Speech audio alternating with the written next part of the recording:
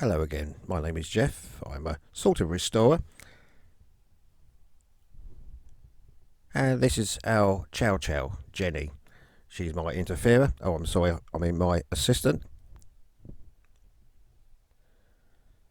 And as you know, we're restoring my 1972 Mobylette X7.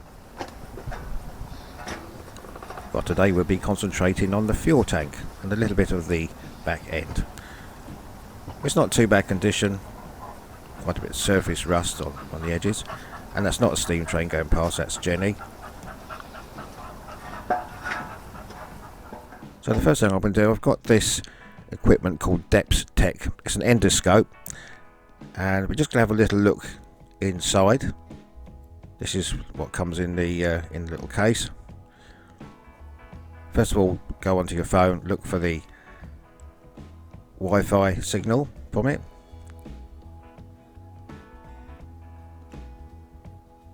Once that's found, go into the app.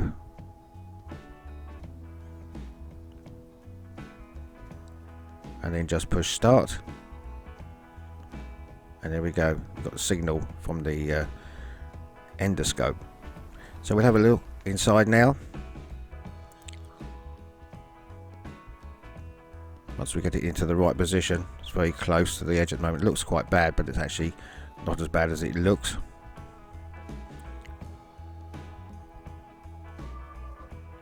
There we go, you can see the little hole at the bottom there. There we go, that's the fuel tap hole. But generally, there's no rust in there. Well, there is rust, but there's no crumbs of rust.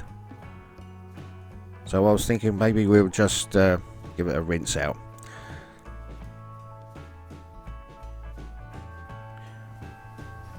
There's no crumbs, as I say. You can't hear any flakes in there. So I was thinking of just washing it out. My assistant, though, wants to put cider vinegar in there, and she gets quite angry when I don't listen to her.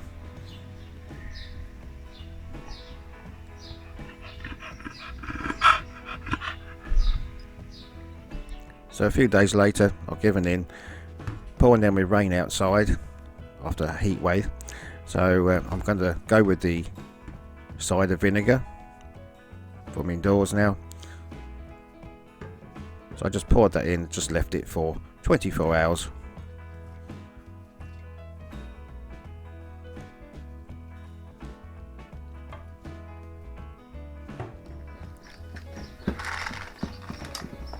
Now the next day, stopped raining, just putting a few old screws, nuts inside the tank. Still got the cider vinegar inside.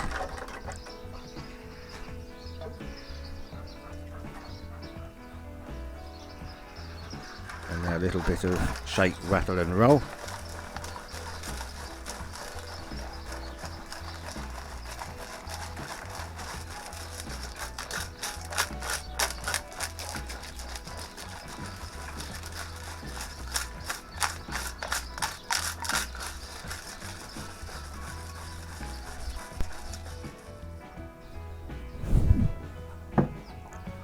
So the plan was to media blast the tank.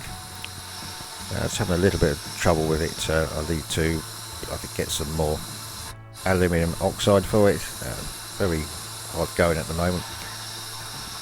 And I've also got some more perspex glass for the front, because it's quite difficult to see in there at the moment as it's quite scratched. So eventually I did have to give up with this idea. We've been there all day doing this. And I used some paint stripper in the end, and then just using a DA sander to get the rest of it off. Whilst this is happening, using the chemicals and using powder coating, Jenny girl will be inside. She's not anywhere near these chemicals.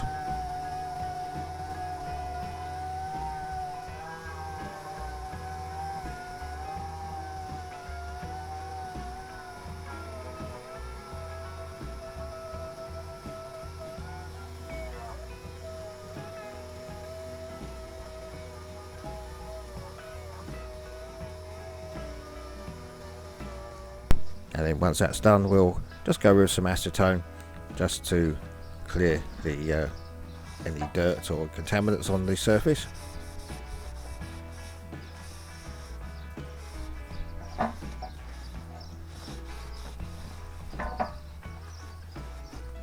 There we go, there's some interference coming, as you can see below.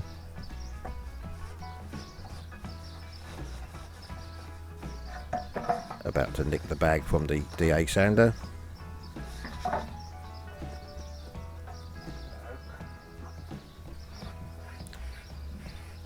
Right, those that know me from my die-cast powder coating, I do have a little powder coating booth inside, which is absolutely full of bits and pieces at the moment from this moped.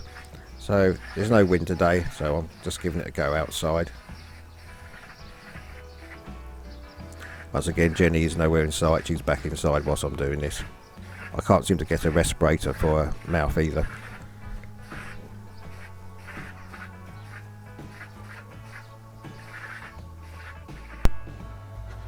Okay, so it just about fits into my oven. So I'll put it on 180 degrees and it takes 10 to 15 minutes, slightly bigger. And there we go, after 10-15 minutes it's come out. It's not too bad, there's a few little bits where the rust was, but it's not bad. So here we are now, next day. Just starting to put some of the rear of the moped on. It's all fixed around the tank. This is the sort of like sort of guard, rain guard from the wheels onto the tank, which I did wash. Yeah, it wasn't bad condition. And now just starting to get some of these brackets on.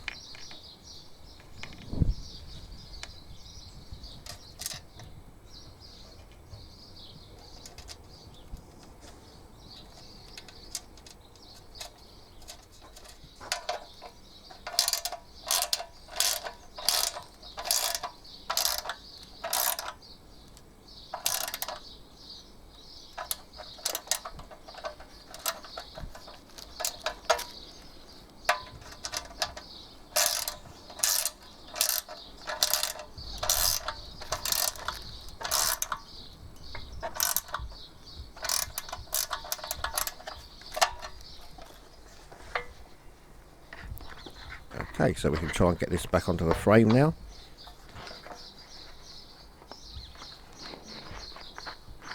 There we go, just chuck the plastic guard down the wrong hole. So it just goes through there. The little cutout there is for the fuel tap. I do have a new one of those, ready to go on a little bit later. And just feed that through.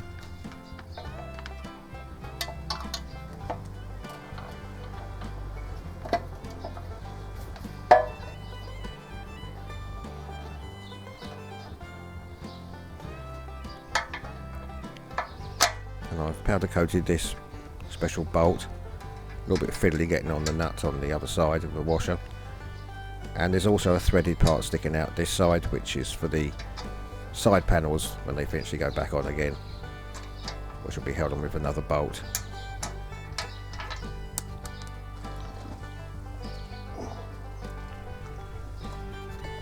Just putting the one bolt in just for now, and then I'm going to secure it at the top with the upper bolt.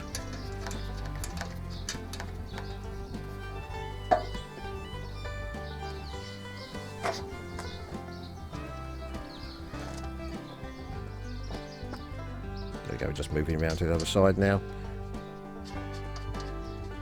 And this bolt's fixed to the seat stem.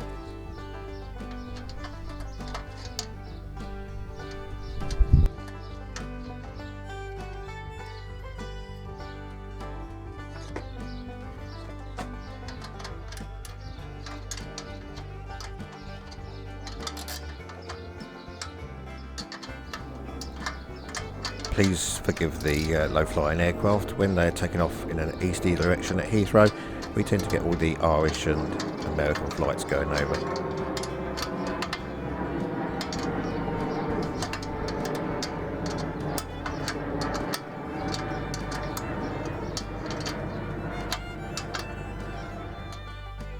Okay, so I'm now just going to put the temporary number, or put the number plate on temporary for now. And you can see the bracket at the top that holds the light.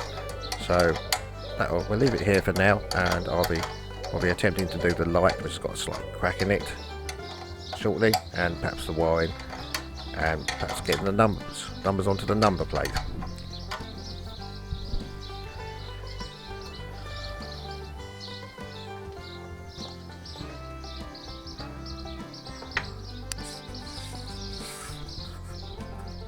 So once again, we'll leave it there. We'll say goodbye for now. I hope you can join us for the next episode. Please subscribe if you can.